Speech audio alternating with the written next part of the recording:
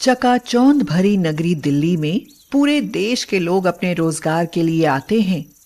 ऐसे ही रोजगार की तलाश में मनोहर अपने परिवार के सहित आया था।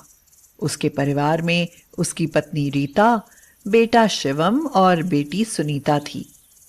वह मिट्टी के सुंदर सुंदर बर्तन बनाता था और जब दीपावली आती तो मिट्टी के दिए बनाता। उसकी खूब बिक्री होती थी। पूरा परिवार खुशहाल था कि अचानक एक दुर्घटना में मनोहर की मृत्यु हो गई। हे भगवान, ये क्या हो गया? अब हम क्या करेंगे? हमारा गुजारा कैसे चलेगा? हालांकि रीता के बेटे शिवम की उम्र अभी बहुत छोटी थी, लेकिन फिर भी उसने परिस्थितियों को समझा। वह अपनी मां को सांत्वना देते हुए बोला, मम्मी, तुम चिंता मत करो। पापा के काम को अब मैं संभाला करूंगा। हमें कोई परेशानी नहीं होगी। तो तुम क्या कर लोगे बेटा? तुम तो इतने छोटे हो, मुझे ही कुछ करना होगा।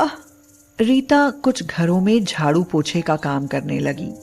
धीरे धीरे किसी न किसी तरह से काम चलने लगा, लेकिन रीता को एक दिन बुखार आया। उसकी दवा होने लगी, लेकिन उसे कोई फायदा नहीं हुआ। इतनी दवा हो रही है लेकिन मैं ठीक ही नहीं हो रही। अब कैसे काम चलेगा? मैं पिताजी का काम शुरू कर देता हूँ। दिवाली आ गई है, मैं दिए बनाऊंगा। हमारा खूब काम चलेगा। लेकिन बेटा, तुम्हें कहाँ बनाना आता है?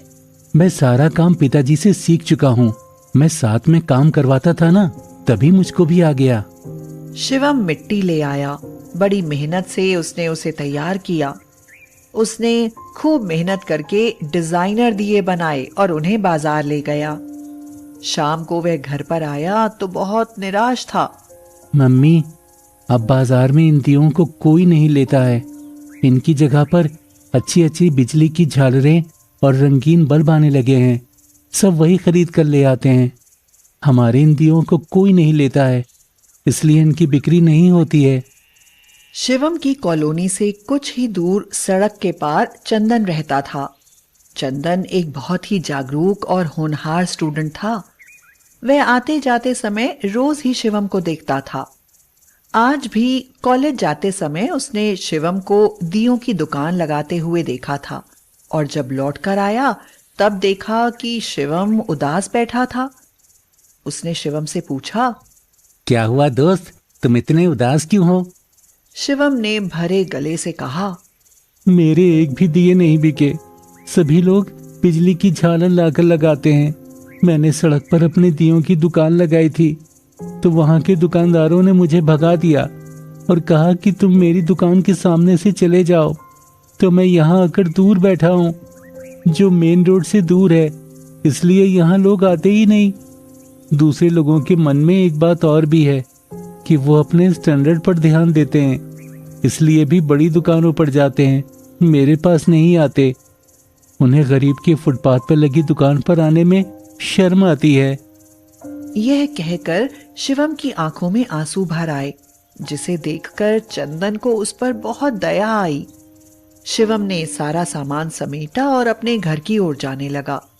चंदन बोला, चलो मैं भी तुम्हारे साथ चलता हूँ, शायद मैं तुम्हारी थोड़ी मदद कर सकूं। फिर वह शिवम के घर गया। शिवम की मां की हालत देखकर तो वह दंग रह गया। शिवम के पूरे घर में कुछ भी सामान दिखाई नहीं दे रहा था, बस उसकी बीमार मां लेटी हुई थी। आज सवेरे से शिवम के घर में कुछ खाने को नहीं बना था। वह तो सवेरे बिना कुछ खाए पिए अपने दिए बेचने गया था। शिवम की बहन सुनीता ने बताया, आज घर में कुछ खाने को नहीं है और मम्मी की तबीयत आज बहुत ज्यादा खराब है, लेकिन घर में एक भी पैसा नहीं जो इनकी दवा आती। इतना कहकर उस लड़की की आंखों से भी आंसू बहने लगे।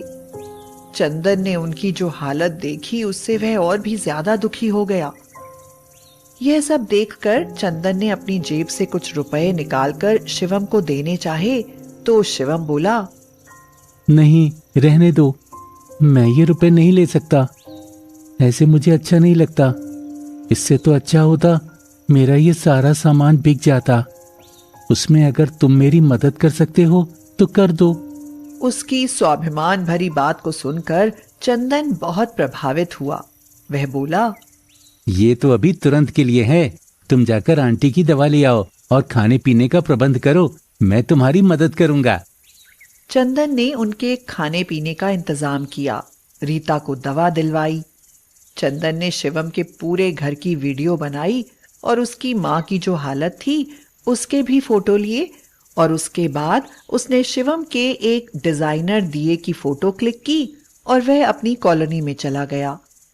उसने वह फोटो सोशल मीडिया पर अपलोड की और हैशटैग किया स्वदेशी अपनाओ। उसने लिखा, हम विदेशी चीजों को लाकर अपने देश का पैसा विदेशों में झोंकते हैं और हमारे यहाँ के लघु उद्योग खत्म होने वाले हैं। हमें अपनी संस्कृति पर गर्व करना चाहिए, क्योंकि जब भगवान राम रावण से युद्ध जीत कर आए थे तो उनकी यादगार में देसी घी के दीपक जलाए गए थे, बिजली की झालरें नहीं। अगर हम अपने देश से प्यार करते हैं तो हमें अपने देश के उद्योग धंधों को बढ़ावा देना चाहिए। इसलिए आप सभी लोग हमारे इस मिशन स्वदेशी अपनाओ के साथ आएं और इस बच्चे से डिजाइनर दीपक खरीदें।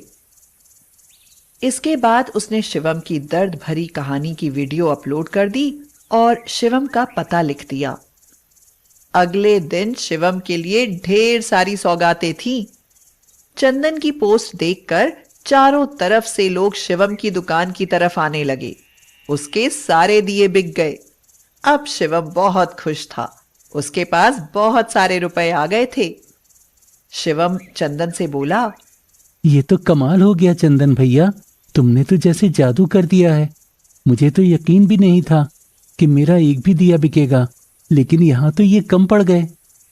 तो चंदन ने कहा, कोई बात नहीं, अभी दिवाली के 2 दिन बचे हैं, इतने में हम बहुत से रुपए कमा सकते हैं।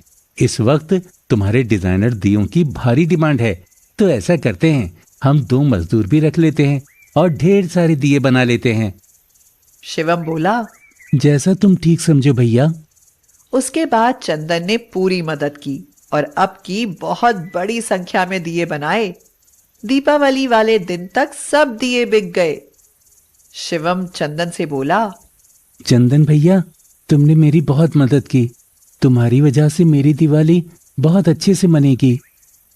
चंदन ने कहा, इसके साथ हम लोगों ने ये भी सीख लिया कि हमें अपने देश के रोजगार को बढ़ाना है, स्वदेशी अपनाना है।